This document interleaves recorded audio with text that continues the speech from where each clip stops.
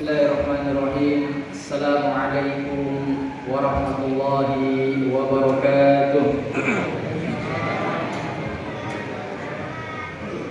Biasanya memang kalau salam pertama itu loyo ya. Apalagi habis maghrib makan soto, makan kentang, makan nasi, makan donat, kekenyangan. Jadi jawab salamnya agak loyo. Kita kasih semangat dulu. Kaimana kota indah pemandangan alam, pergi berjalan membawa kapur, sirih dan pinang. Barang siapa yang suka memberi dan menjawab salam, insya Allah Ramadan ini menjadi pemenang. Sekali lagi, Assalamualaikum warahmatullahi wabarakatuh.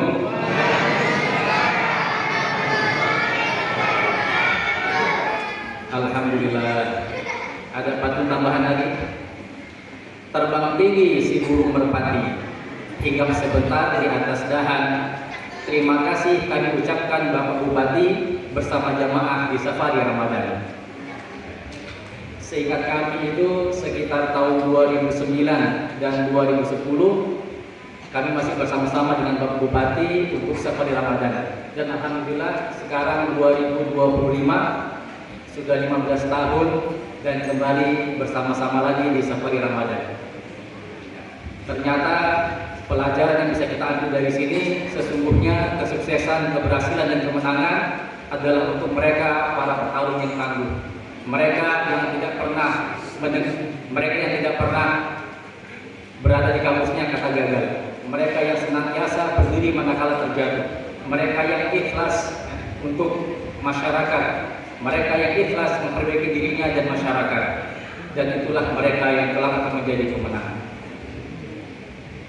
Karena di dalam Islam tidak ada istilah gagal, yang ada hanya keberhasilan yang tertunda. Dan ini mungkin bisa menjadi motivasi bagi kaum muda teruslah berjuang. Sesungguhnya di kamus kita tidak ada kata gagal. Seandainya kita gagal di dunia, insya Allah di akhirat kita menjadi pemenang. Amin ya rabbal alamin. Alhamdulillah, alhamdulillahirabbil alamin. Assalatu wassalamu ala nabiyyina Muhammadin wa ala alihi wa ashabihi ajma'in. Rabbi israh li sadri wa yassir li amri wa hlul 'uqdatam min lisani yafqahu qawli amin wa ba'd.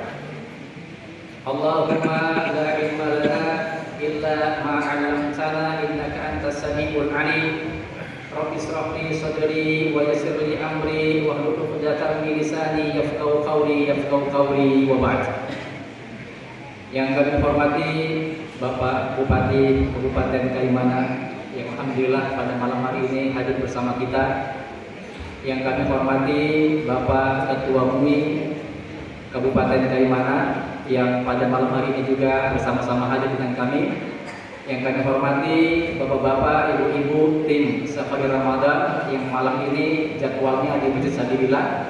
Yang kami hormati Bapak Imam Pengurus Masjid Sabilillah serta Panitia Amalia Ramadan, serta yang kami banggakan Bapak Ibu jamaah Sabilillah sholat isya dan tarawih serta witir yang dimuliakan oleh Allah Subhanahu wa taala. Pertama-tama yang paling utama dan diutamakan, marilah kita senantiasa bersyukur kepada Allah Subhanahu wa taala atas segala limpahan rahmat dan nikmat serta anugerahnya yang diberikan kepada kita. Dan di antara nikmat terbesar adalah nikmat keimanan. Itu nikmat yang terbesar yang pernah Allah berikan kepada kita. Karena tidak semua orang itu bisa mendapat nikmat keimanan. Kalau nikmat kekayaan mungkin semua orang bisa mendapatkannya.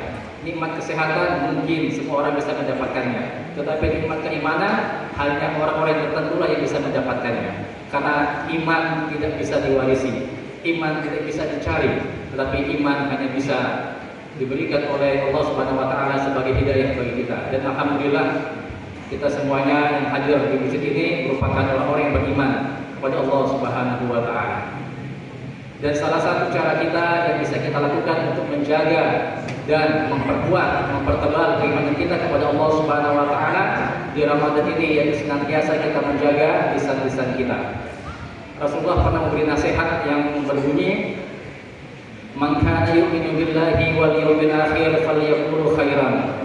Barang siapa yang menyatakan dirinya beriman kepada Allah Barang siapa yang menyatakan dirinya beriman kepada hari akhir, falyaqul khairan, maka hendaklah dia mengatakan perkataan yang baik, hendaklah dia mengatakan perkataan yang terpuji. Dan manakala dia tidak mampu, dia tidak bisa untuk menjaga lisannya dari mengeluarkan perkataan-perkataan yang baik, maka baik bagi dirinya untuk diam.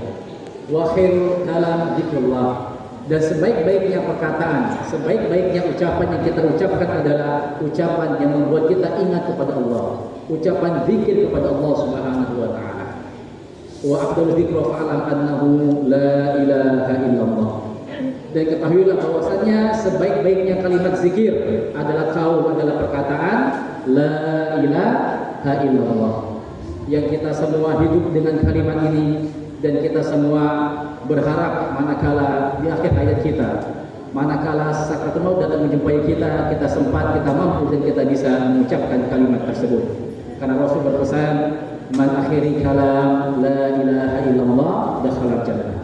Barang siapa di akhir hayatnya sempat dan bisa serta mampu mengucapkan kalimat la ilaha illallah dakhala jannah, maka dia akan masuk dalam surga Allah Subhanahu wa taala. Dan ini merupakan salah satu tanda, merupakan salah satu indikator bahwasanya mereka meninggal dalam keadaan husnul khatimah. Jamaah yang dimuliakan oleh Allah Subhanahu wa taala, dan perlu kita ketahui bahwasannya setiap manusia kelak meninggal dengan kebiasaan-kebiasaan, dengan pekerjaan-pekerjaan yang dia cintai. Mereka yang senang melakukan perbuatan maksiat, mereka yang senang pekerjaannya berbuat maksiat, maka tidak menutup kemungkinan kelak mereka meninggal dalam keadaan bermaksiat kepada Allah Subhanahu wa taala. Banyak kita lihat di sekitar kita, ya, mungkin tetangga kita, mungkin saudara kita, mungkin orang yang kita kenal, manakala bermaksiat kepada Allah Subhanahu wa taala mati. Begitu banyak orang yang mabuk, lagi mabuk mati. Su'ul khatimah. Orang bermain judi, lagi judi mati. Su'ul khatimah. Dan sebaliknya, mereka yang ahlu taat, mereka yang senantiasa melakukan perbuatan ketaatan kepada Allah Subhanahu wa taala, maka tidak menutup kemungkinan kelak mereka meninggal dalam keadaan sedang melakukan ibadah kepada Allah Subhanahu wa taala. Begitu banyak kita lihat di sekitar kita, mereka yang ahli sholat, pada saat sholat sujud Allah panggil, meninggal, husnul khatimah. Mereka yang senang mengaji, pada saat mengaji meninggal, husnul khatimah, dan lain sebagainya. Oleh karena itu, sebagai seorang muslim, hendaknya kita memiliki satu amalan yang kita cintai, yang senantiasa kita lazimkan, kita kerjakan, kita biasakan di setiap hari kita. Dan kita berharap amalan ini, walaupun kecil, menjadi amalan kecintaan kita, dengan harapan kelak manakala kita meninggal, kita sempat melakukan amalan tersebut. Dan paling minimal, marilah kita membiasakan lisan kita untuk berzikir dengan kalimat la ilaha illallah. Kalimat yang paling gampang kita ucapkan manakala kita sadar, manakala kita sehat, manakala ruh masih di badan kita. Tetapi kalimat ini akan menjadi susah kita ucapkan manakala sakaratul maut datang menjumpai kita. Ya. Kalau orang yang terbiasa nyanyi-nyanyi K-pop, ya, nyanyi di TikTok, pada saat datang sakaratul mautnya, orang mengatakan talqin la ilaha illallah, tapi yang keluar dari bibirnya adalah lagu-lagu di TikTok. Kenapa? Karena itu kebiasaan. Orang yang senang lagu-lagu Korea, pas mau sakaratul maut dikatakan la ilaha illallah, dari mulutnya keluar lagu-lagu Korea. Kenapa? Karena itu amalan kecintaan. Orang yang suka berjudi mungkin, ya, pasang togel, pasang slot, pas mau sakrat dibilang la ilaha illallah, yang dia katakan apa? Nomor-nomor. Kenapa? Karena itu mungkin amalan kecintaan. Dan kita berharap semoga Allah Subhanahu wa taala menjauhkan kita dari hal-hal yang demikian. Amin ya rabbal alamin. Selanjutnya, selawat seiring salam semoga senantiasa tersampaikan, tercurahkan, dan terlimpahkan kepada junjungan kita, kepada suri tauladan kita, kepada kekasih kita, baginda Nabi besar Muhammad sallallahu alaihi wasallam. Bapak Ibu jangan pelit, ya. Orang yang pelit itu salah satunya manakala disebut nama Nabi, dia enggak mau berselawat kepadanya. Itu orang yang paling pelit. Padahal kalau dia berselawat, keutamaannya, kebaikannya jatuh pada dirinya sendiri. Kami ulangi, kepada kekasih kita baginda Nabi Muhammad sallallahu alaihi wasallam. Semoga dengan banyaknya selawat yang kita baca menjadi salah satu bukti cinta kita kepada Rasulullah dari sekian banyak bukti. Dan perlu kita ketahui bahwasanya kelak di akhirat nanti setiap orang akan dibangkitkan, akan dikumpulkan bersama orang-orang yang mereka cintai. Mereka yang cinta pada ulama di akhirat akan dibangkitkan bersama para ulama. Mereka yang cinta kepada ahli maksiat di akhirat akan dibangkitkan bersama ahli maksiat. Dan mereka yang cinta kepada Rasulullah maka kalau di akhirat akan dibangkitkan dan dikumpulkan bersama dengan Rasulullah sallallahu alaihi wasallam. Amin ya rabbal alamin. Dan kita berhak juga meminum dari telaga kautsarnya dan kita berhak mendapatkan syafaatnya. Amin ya rabbal alamin. Jamaah yang dimuliakan oleh Allah Subhanahu wa taala, alhamdulillah kembali kita bersyukur kepada Allah Subhanahu wa taala karena kita telah melewati 16 hari puasa. Artinya malam ini kita telah memasuki malam ke-17 bulan Ramadan. Dan kita berdoa kepada Allah Subhanahu wa taala semoga puasa ibadah yang telah kita kerjakan 16 hari yang lalu, baik itu puasa kita, baik itu sholat kita, baik itu sedekah kita, baik itu bacaan Al-Quran kita dan lain sebagainya, diterima oleh Allah Subhanahu wa taala dan dijadikan sebagai penggugur segala dosa dan kesalahan kita dan dijadikan sebagai bekal kita di akhirat nanti. Karena Rasul bersabda, "Man qama wa shoma Ramadan imanan wa ihtisaban, ghufira lahu ma taqaddama min dhanbi." Yang artinya barang siapa yang berpuasa pada bulan Ramadan, barang siapa yang sholat malam pada bulan Ramadan imanan, dengan keimanan kepada Allah Subhanahu wa taala, wa ihtisaban, dan penuh pengharapan kepada Allah Subhanahu wa taala, ghufira lahu, maka Allah Subhanahu wa taala akan mengampuni segala kesalahannya di masa lalu. Tetapi kalau puasa kita, kalau Ramadan kita, kalau puasa kita, kalau sholat kita diterima oleh Allah Subhanahu wa taala. Tapi kalau kita puasa, kita sholat tetapi nggak diterima sholatnya, maka nggak bisa dijadikan sebagai penghapus segala dosa kita. Makanya kalau beramal perhatikan dua hal, ya. Setidaknya ada tiga syarat agar amal diterima oleh Allah Subhanahu wa taala. Yang pertama ikhlas. Kita puasa, kita sholat, kita mengaji, kita sembahyang, kita bersedekah. Yang pertama harus ikhlas, mengharap ridho Allah Subhanahu wa taala. Yang kedua al-mutaba'ah, ya, mengikuti petunjuk sesuai dengan ajaran Rasulullah. Dan yang ketiga tentu saja amalan yang terbaik yang kita kerjakan. Jadi kalau kita beribadah, berikanlah ibadah terbaik kita kepada Allah Subhanahu wa taala agar Allah Subhanahu wa taala menerima segala amalan perbuatan kita. Masa kita beribadah kepada Allah Subhanahu wa taala asal-asalan, sedangkan kalau bos suruh kita kerja, kita kasih kerja yang terbaik. Ini yang suruh kita dari Allah Subhanahu wa taala, maka berikanlah amalan yang terbaik agar amalan kita diterima oleh Allah Subhanahu wa taala dan dijadikan sebagai penggugur segala dosa kita. Karena sesungguhnya yang membuat kelak kita masuk ke dalam surga Allah Subhanahu wa taala itu bukan karena banyaknya amalan kita, tetapi yang membuat kita masuk ke dalam surga Allah Subhanahu wa taala adalah ridhonya Allah Subhanahu wa taala. Dan ridhonya Allah tidak datang begitu saja, tetapi datang dengan berbagai macam ibadah yang kita kerjakan dalam rangka taat kepada Allah Subhanahu wa taala. Dan kita berharap semoga ibadah kita kerjakan di Ramadan ini bisa mendatangkan ridho Allah Subhanahu wa taala. Jamaah yang dimuliakan Allah Subhanahu wa taala, mohon maaf mungkin agak lama karena memang momennya safari Ramadan, ya. Jadi ada sedikit waktu lebih, ya. Kasihan saya dari Kampung Baru datang kemari jauh-jauh, PP 20 menit. Kalau cuma kultum 7 menit saya bagi waktu untuk datangnya. Jadi saya agak tambah sedikit waktunya. Malam ini kita berada pada malam 17 Ramadan. Biasanya di negara kita 17 Ramadan itu diperingati sebagai malam nuzul Al-Quran ataupun malam turunnya Al-Quran. Tetapi akan timbul pertanyaan di situ. Kira-kira nih Al-Quran turun pada tanggal 17 Ramadan atau pada malam Lailatul Qadar? Karena kalau dibilang pada tanggal 17 Ramadan, Lailatul Qadar jarang terjadi pada tanggal 17 Ramadan. Lailatul Qadar sering terjadi pada 10 hari terakhir yang waktunya Allah rahasiakan. Bisa 21, 23, 25, 27 dan 29. Walaupun yang paling sering terjadi pada tanggal 27. Jadi seakan-akan ada perbedaan. Apakah Al-Quran turun tanggal 17 Ramadan atau pada malam Lailatul Qadar? Tetapi ulama sepakat bahwasanya Al-Quran turun pada bulan Ramadan, sebagaimana firman Allah surah Al-Baqarah ayat 45, ya, syahrul Ramadan alladzi unzila fihil Qur'an, ya. Bulan Ramadan adalah bulan yang dimananya yang di dalamnya turun Al-Quran. Dan di sini, ya, terjadi sedikit perbedaan pendapat. Kemudian ahli sejarah Syekh Ahmad Saud mengatakan bahwasanya dua-duanya betul. Yang bilang Al-Quran turun tanggal 17 Ramadan betul. Yang bilang Al-Quran turun pada malam Lailatul Qadar juga betul.